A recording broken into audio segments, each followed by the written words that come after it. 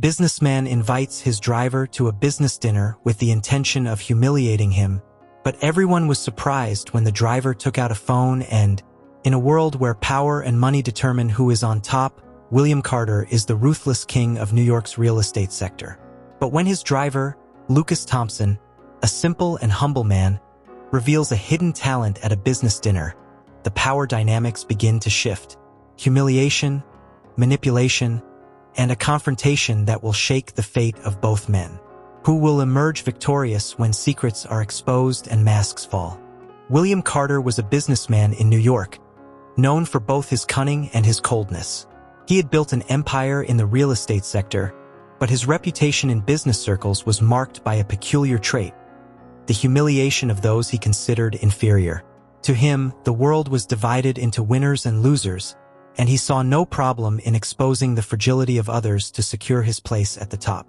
What few knew was that this need to demonstrate power and control had deep roots in his childhood. William had grown up in a family where failure was unacceptable, and where his own parents humiliated him for any misstep. Over time, this pain transformed into a compulsive need to prove that he was superior to everyone around him. Lucas Thompson had been his driver for about 5 years. A simple man of humble origins, who lived in a small apartment in Queens with his teenage son, Michael. Lucas was always discreet, professional, and very respectful to William, but he always kept a cautious distance. He knew that his boss was not an easy man to deal with and suspected that, to William, he was just another disposable tool. However, Lucas had his own secrets and skills that he preferred to keep hidden, perhaps out of a mix of humility and self-defense. He understood that in a world where power was constantly tested, being underestimated could be an advantage. One morning, while Lucas waited for William in front of his luxurious penthouse building, the businessman approached with an enigmatic smile. "Lucas, I need you for something special tonight," William said, in a tone that left no room for refusal. "I'm hosting an important business dinner and would like you to attend. I'll need you to make a few calls for me during the dinner." Lucas, surprised by the unusual invitation, hesitated for a moment but eventually accepted. It was evident that there was more behind that invitation, but he couldn't directly refuse.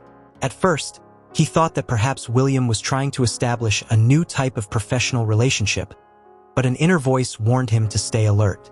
Perhaps it was an opportunity to show his son Michael a different side of his professional life, and who knows, maybe learn something new. When he got home that night, Lucas told Michael about the dinner. The boy, curious, asked, "Dad, why did he invite you? This seems a bit strange, don't you think?" "I think so too, son, but I'm not going to refuse. Who knows what might come out of this? At the very least, I'll get to see how these big business deals are made," Lucas replied, trying to convey a confidence he didn't actually feel. Lucas knew that Michael looked up to him with admiration, and that it was his duty to protect that image. He didn't want his son to see the dark side of his work, but he also understood that hiding everything wouldn't be a solution. The relationship between the two was based on mutual trust, and Michael knew that his father always had a reason for the decisions he made, even if he didn't always share them right away. William, on the other hand, had already planned every detail of the dinner with precision. He knew that Lucas was a humble man with little formal education, and his intention was clear: to expose this difference in front of the investors and partners, showing how he, William, could keep even the simplest in their proper place. It was a power play, and William was determined to emerge victorious. The dinner was scheduled for one of New York's most exclusive restaurants. On the day, Lucas put on his best suit, a Christmas gift from Michael last year, and drove the car to the venue, leaving William in command. Upon arrival, he was directed to a large table, surrounded by businessmen, all impeccably dressed, with looks that conveyed both curiosity and contempt. Lucas felt the weight of their gazes but maintained his composure. He knew he was out of his element, but he wouldn't let it show. William made sure to introduce Lucas briefly, without much enthusiasm, merely mentioning that he was his driver and was there to assist with some practical details. To William, this was the moment he would reaffirm his superiority, not just over the other businessmen but over Lucas as well. He delighted in the idea of showing the others how even the most humble around him were under his absolute control. As the dinner progressed, the conversations flowed about business, investments, mergers, and acquisitions. Lucas remained silent, observing and learning, until William decided it was time to put his plan into action. "Lucas, could you please make a call to Mr. Zhang, our partner in Beijing?" William said with a malicious smile. He knew that Lucas probably didn't speak Chinese, or perhaps not even enough English to handle a business conversation. This would be the perfect public humiliation. Lucas felt his stomach churn. He realized he had fallen into a trap, but instead of panicking, he decided to face the challenge head-on. Lucas held the phone firmly, aware that all eyes were on him. He knew that William was trying to test him, perhaps even ridicule him, but he wouldn't let the pressure make him falter. Looking at the number William had given him, he took a deep breath before dialing. The entire table fell silent, everyone anxiously waiting to see Lucas fail.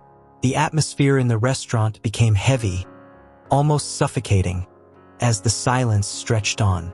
When the call was answered, a voice spoke in Mandarin.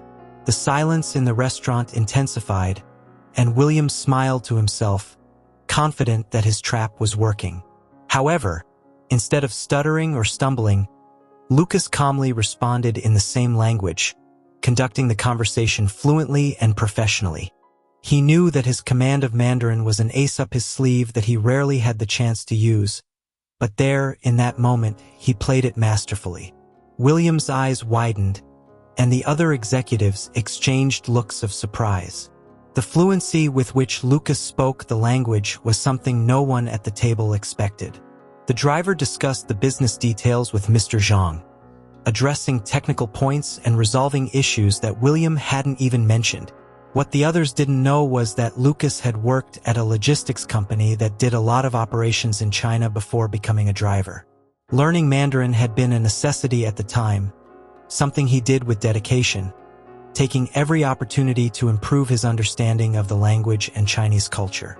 When the call ended, Lucas turned to William with a slight smile on his face. "Mr. Zhang appreciates the call and asked that we inform him of the next steps as soon as possible. He's very pleased with the progress of the negotiations." For a moment, silence filled the table, broken only by the distant sounds of the restaurant. William couldn't hide his surprise and discomfort.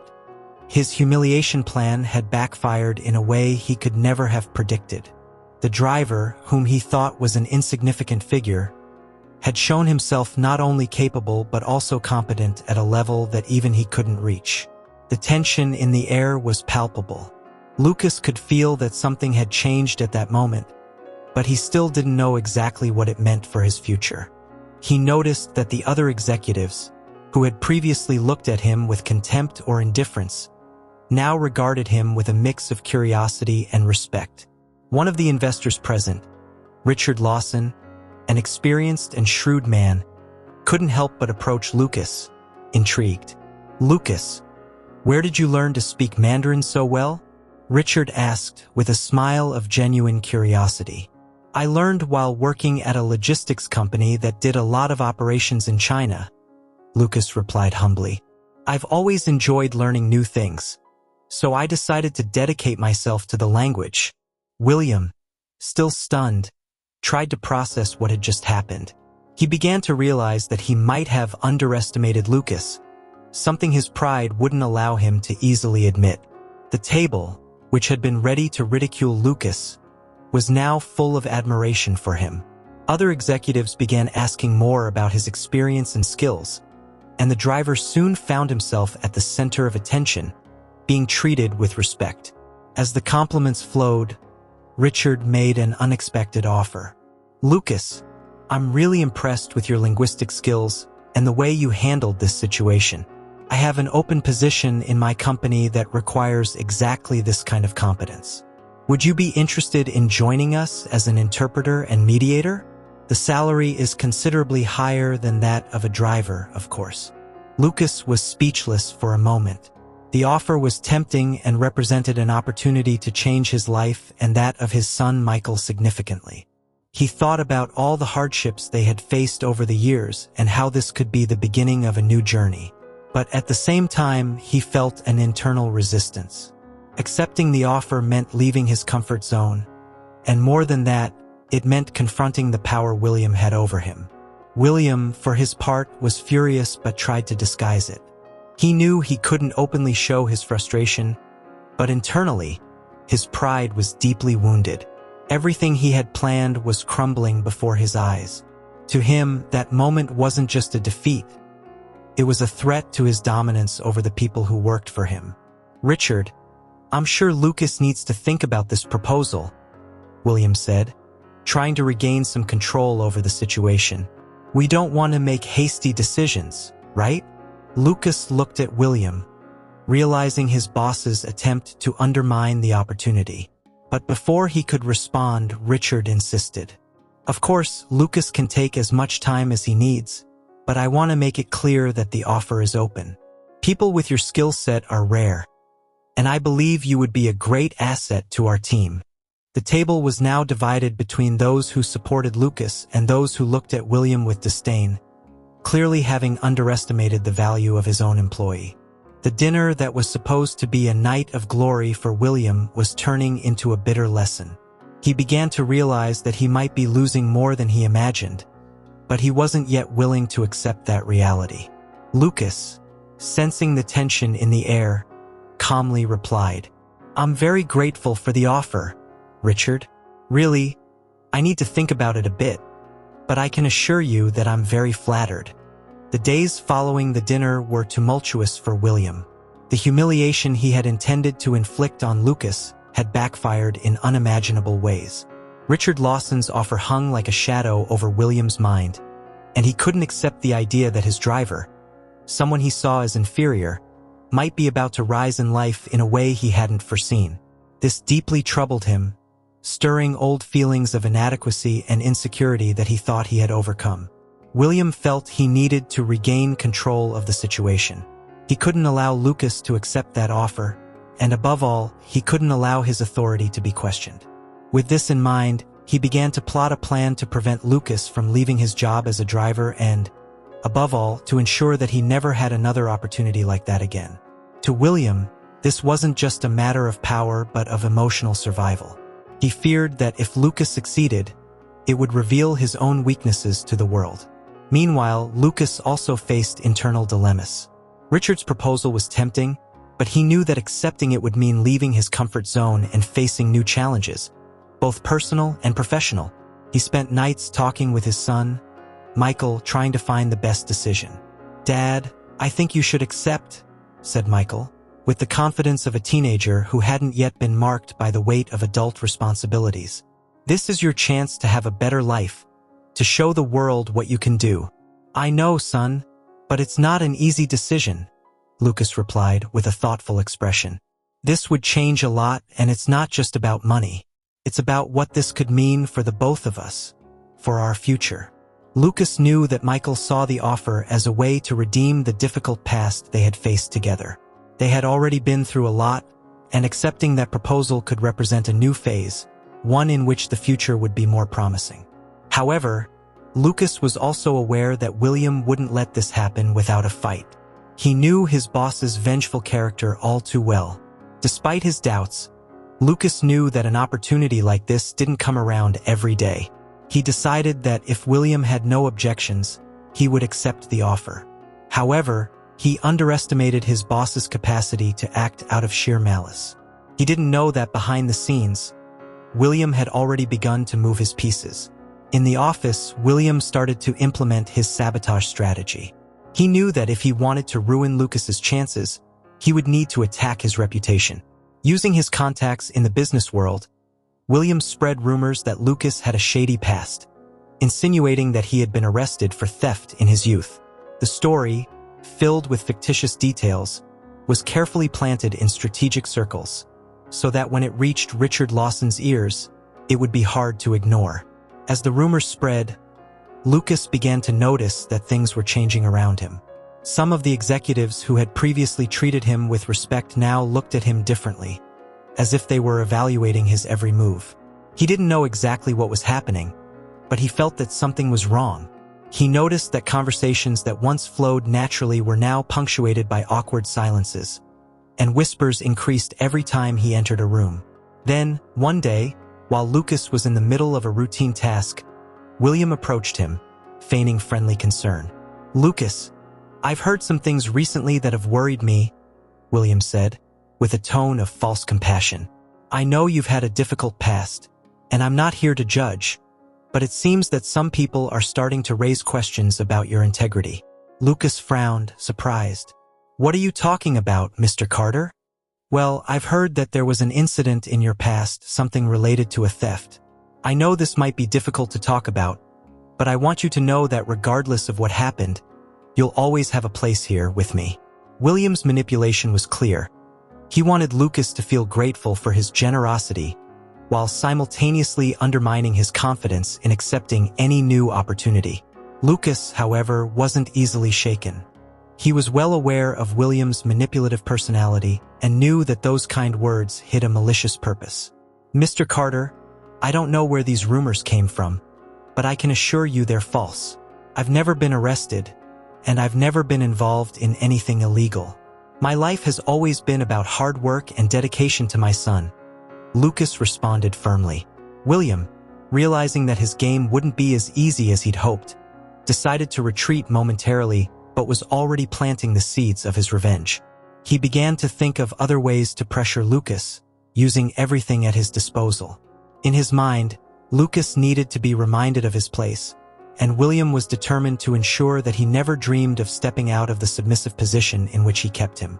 In the days that followed, Lucas continued to perform his job, but the discomfort was growing. He noticed that Richard Lawson, who had once been so cordial, now seemed more distant. Lucas began to hear whispers in meetings that he hadn't noticed before, and his name was frequently mentioned in a negative light. He knew he needed to act, but he still wasn't sure how. One day, when Lucas returned home, he found Michael reading a news article on his phone, with a worried expression. "Dad, have you seen this?" Michael asked, showing him the screen. Lucas looked at the article and felt his heart sink. It was a story on a local news site, insinuating that he had a criminal record, with just enough details to seem true but that he knew were outright lies. The article mentioned that Lucas had been arrested for theft when he was younger, and that he now worked as a driver for William Carter, which, according to the author, was a second chance. Lucas felt a mix of anger and helplessness. He knew that William was behind this, but he had no way to prove it. And worse, this news could not only destroy the opportunity with Richard Lawson but also his own reputation and career. He knew he had to act quickly before these rumors ruined all his chances. "Michael, this is all a lie," Lucas said, trying to reassure his son. "Someone is trying to harm me, but I'm not going to let this break me." Lucas knew that confrontation was inevitable. He couldn't allow his life and reputation to be destroyed by a lie fabricated by someone he should never have trusted. Determined to face William, Lucas arrived at the office the next day with a firm decision in mind. He needed to expose the truth, no matter the cost. Throughout the previous night, he had reviewed every detail, every conversation, every sign that pointed to William's betrayal. He knew that the time to act had come. As he drove to the office, his mind was racing. Lucas went over every detail of the recent events and thought about how William had been able to orchestrate such an insidious campaign against him. He remembered the conversations, the looks, and the insinuations, and everything pointed to a meticulously planned scheme by his boss to sabotage him. But Lucas also had a trump card: the recording of the conversation he had with William, where he admitted his involvement in spreading the rumors. Upon arriving at William's building, Lucas took a deep breath before entering. He knew he was about to face a difficult battle, but he was ready for it. Going up to the floor where William had his luxurious office, Lucas headed straight to the receptionist, who looked at him with a mix of surprise and concern. "I need to speak with Mr. Carter now," Lucas said, with a firmness that left no room for discussion. The receptionist hesitated for a moment, but seeing the determination in Lucas's eyes, she nodded and let him pass. Lucas walked with firm steps to the door of William's office, where he was engaged in a conversation with some of the executives who had been present at the fateful dinner. Lucas's heart was racing, but he kept calm, knowing he needed to control his emotions to win this battle. William, seeing Lucas enter unannounced, stood up from his chair with a look of feigned surprise. "Lucas, what is this? We're in an important meeting," William said, trying to maintain control of the situation. "We need to talk now, Mr. Carter," Lucas replied, ignoring the others present. "And this can't wait." The executives in the room felt the tension in the air and, realizing that something serious was about to happen, began to gather their belongings to leave. William, reluctantly, nodded for them to leave while keeping his eyes fixed on Lucas. He knew this conversation could be dangerous, but he wasn't prepared to back down. As soon as the room was empty, Lucas closed the door and approached William's desk, who watched him with a mix of disdain and curiosity. "I know what you did," Lucas began without preamble. "I know you're the one who spread those rumors about me, and now it's ruining my life. I've never been involved in anything illegal, and you know that. You did this because you couldn't stand the thought that I might have a better opportunity, that I could step out of your shadow and succeed." William tried to hide his discomfort with a dry laugh. "Lucas, this is absurd. Why would I do something like that?" he said with a tone of false indignation. "I've always been your boss, always trusted you with the most important tasks. Why would I try to sabotage you?" Lucas realized that William was trying to buy time, trying to find a way to turn the situation to his advantage. But Lucas was prepared for this. "Because you can't stand the idea that someone like me, someone you see as inferior, could be better than you at something," Lucas retorted without losing his composure. "But I didn't come here to listen to your excuses. I came to tell you that I'm going to clear my name, and I'm going to expose the truth." William felt that he was losing control of the situation. Lucas was no longer intimidated as he had been before, and this deeply unsettled him. Trying to maintain his dominance, William stood up and walked over to Lucas, using his height and presence to try and intimidate him. "Listen here, Lucas," William said in a threatening tone. "You can think whatever you want, but without proof you have nothing. And if you keep making these accusations, I'll make sure you never work in this city again, or anywhere else. I have power, I have influence, and you're nothing but a driver." Lucas wasn't intimidated. Instead, he pulled out his phone and began recording the conversation, keeping the device in plain view of William. "Maybe you're right, William," Lucas said calmly.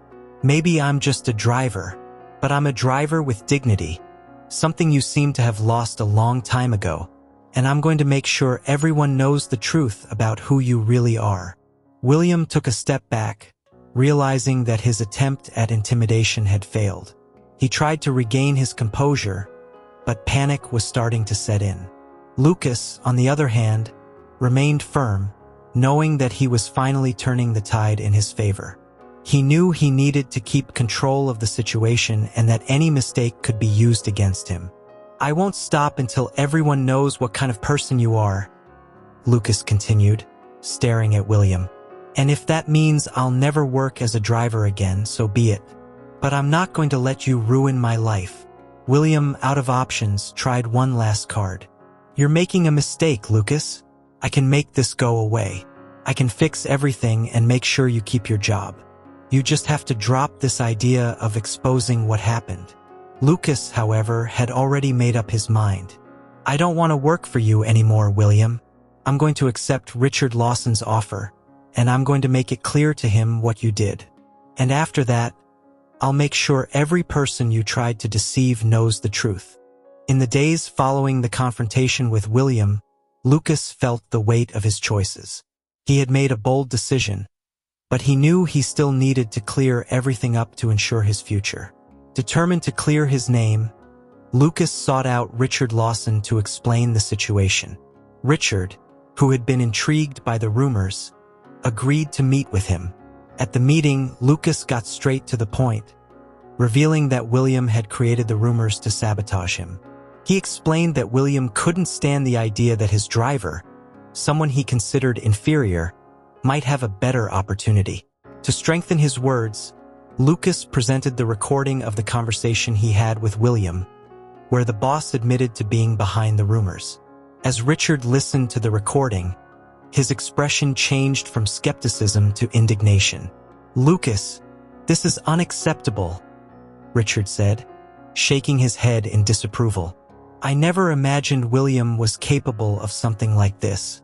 Don't worry, I won't let these rumors harm you any further." Richard, always a man of principles, decided that something needed to be done. He began to investigate more deeply into William's activities and discovered that the rumors about Lucas were just part of a broader web of manipulations. The evidence pointed to fraudulent practices that William had been covering up for years, using his influence to ensure nothing came to light. A few days later, a bombshell report was published in one of New York's biggest newspapers. The article exposed William Carter's frauds, including money laundering, bribery, and insider trading. The report also mentioned the attempt to destroy Lucas's reputation, revealing how William had used the driver as a scapegoat to divert attention from his own crimes. William's fall was swift and devastating. His assets were frozen, and he became the subject of investigations by multiple agencies. Longtime friends and allies abandoned him, fearing association with someone whose reputation was irreparably damaged. For William, who had always believed in his absolute power, the loss of everything was a crushing blow. Lucas, on the other hand, felt a mix of relief and reflection. Although he had managed to clear his name and expose the truth, he couldn't ignore the bitter feeling of having seen someone's life collapse, even if that someone was as cruel as William. But he also knew that this was justice being served and that William was simply reaping what he had sown. Recognizing Lucas's integrity and courage, Richard offered him a position at his company, but not as an interpreter, as initially suggested. Instead, Richard offered Lucas a trusted role as the manager of international relations. He saw in Lucas not only linguistic skills but also a strong sense of ethics, something Richard believed was rare and valuable in the business world. Lucas accepted the offer, aware that this new path was more than just a job change. It represented a new phase in his life, an opportunity to start over with dignity and to provide a better life for his son, Michael. They moved into a new apartment, more spacious and comfortable, where they could finally live with more security and tranquility. In his new position, Lucas thrived. He began traveling for business, representing Richard's company in international negotiations, and quickly stood out for his ability to build solid relationships in different cultures. His integrity and resilience, tested many times, had now become his greatest strengths, and he finally felt that he was on the right path. Over time, Lucas's life began to stabilize. He had achieved much more than he could have imagined when he was invited to that fateful dinner. Now, he was no longer just the humble driver but a respected businessman, known for his integrity and exceptional skills. The new position at Richard Lawson's company brought a financial stability that he and Michael had never experienced before. But more than that, it also brought a sense of accomplishment and dignity. As he adjusted to his new routine, Lucas reflected on the events that had led him to this point. He still vividly remembered William Carter and how that powerful man had tried to crush him out of sheer vanity.